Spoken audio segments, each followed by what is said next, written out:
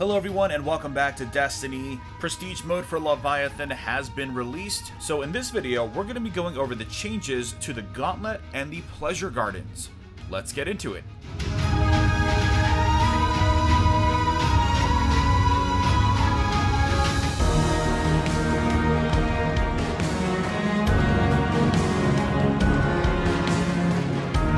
It goes without saying that this is a guide for Prestige mode. It does not contain details on how to complete it on normal. We're only going to be going over differences between normal and Prestige. If you would like detailed guides on how to complete the encounters themselves, I'll leave a link down below. So starting with the Castellum, it works similar to how it did in normal mode. The only difference is the enemies have a lot more health. And I mean a lot. The standard bearers are going to be the most annoying part of this because they take a lot of ammo to drop. We still only sent out 2 people to get the standard and 4 people on defense, and you're going to need those 4 people on defense because you have a ton of ads as usual, and of course they take a lot more damage to be killed. For me, I actually for once switched to my Sentinel Titan and placed down a bubble for the rest of my team before going off for the other standards. And I suggest you do the same. After you open the doors for your first time, you will be granted with the usual powerful engram, a new shader called Talus Treasured, which makes everything look super gold, which is pretty nice, I might add. And that's pretty much it. The same exact rewards as normal mode. Moving on to the Gauntlet, one of the biggest changes that you'll notice right off the bat is, of course, those enemies have a ton more HP. As you'll notice, a single slam is not enough to take out even a regular red bar enemy, which is definitely a little frustrating, considering the fact that this encounter is not going to get any easier over time, which we'll talk about more in a different video.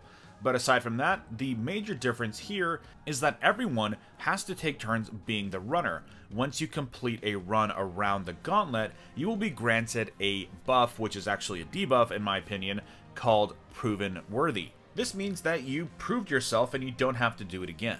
Aside from that, when the Scions spawn by the arrows, a second projection also spawns that you have to take out. We use the runner rotation method with my team where you stick with your runner. So for here I had pillar, top arrow, and projection. The second person has bottom arrow, Scion punch. And I was comfortable enough in this encounter anyways to also help with the projection just in case, because some of the sightlines might be a little difficult. So keep that in mind. Also, if you take too long to punch your Scion, a second projection will spawn in that same area, so be sure to look out for that to make sure 2 of them don't spawn at once.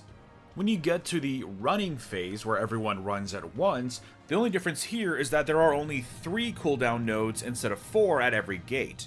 This didn't prove to be an issue with my team because we would rotate between the 2 different teams anyways, which means that we used to ignore the 4th gate unless someone really needed it. If you're using the runner rotation method like we did, just designate which of the team grabs it first and which grabs it second. And exactly like normal mode, you only need 4 of the people to pass through and slam the charge to complete the encounter. For your efforts, you are rewarded with a key and the usual rewards that you would normally get from normal mode. The only difference here is that the armor is pre-shaded with the new shader. That's about it. For this debut week, the second encounter is Pleasure Gardens, and no matter which one is the next encounter, I strongly recommend using the underbelly and avoiding the Castellum. You only get about 1,000 glimmer, and it's not really worth your time. The Castellum was a fun activity, but now it's very frustrating because of how much health those enemies have. The next encounter is Pleasure Gardens. I would say the Gauntlet is probably the most frustrating and time-consuming part because of how easy it is to be killed during that encounter.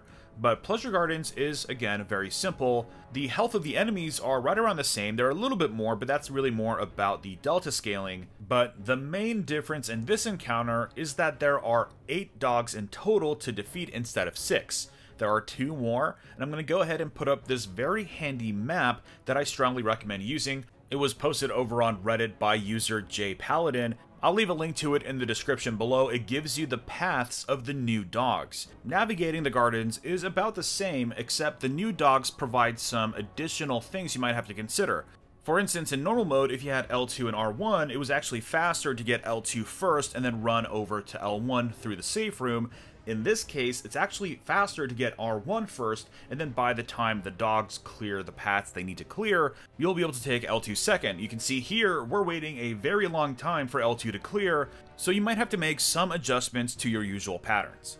The good news is you can still one-cycle this encounter if you have 3 to 4 stacks. 4 stacks would make it easier, 3's a little risky, I don't recommend it. For us, we ended up having 2 rotations with 2 stacks each, which worked out just fine. So now, of course, the shakeup is that you have 8 dogs instead of 6, so you have to think about how to defeat the extra 2 dogs. To do this easily, I recommend splitting up the team and assigning a dog to each of the players. We have L1, L2, and L3 for the left side flowers, we have R1, R2, and R3 for the right side flowers, and then we have trees and rocks. Trees is for the left side, rocks is for the right side. You want to take out the 6 on the outside, and then if you're on the left side, everyone on the left converges on trees. If you're on the right, everyone on the right side converges on the rocks. For your efforts, you are rewarded with the same loot as it was in normal mode, with the exception of the new shader. And unfortunately, I find this to be very disappointing. I'm going to be touching on this quite a bit in a full raid review video that is definitely very much accumulating in my mind right now, so keep an eye out for that. Anyways, in the next video, we're going to be going over how to complete the Baths encounter on Prestige, as well as Callus. If you're watching this video a few days after its post date, there's most likely a link to the second part in the description below, so definitely go ahead and check that out if you need to. Aside from that, let me know in the comments below what you think of the Prestige mode versus normal. Does it stack up to what you expected? Also, if you have any additional strategies to make these encounters easier, please go ahead and share it down below. Anyways, drop a like if you enjoyed this video, and subscribe for more Destiny content. And I will see you all next time.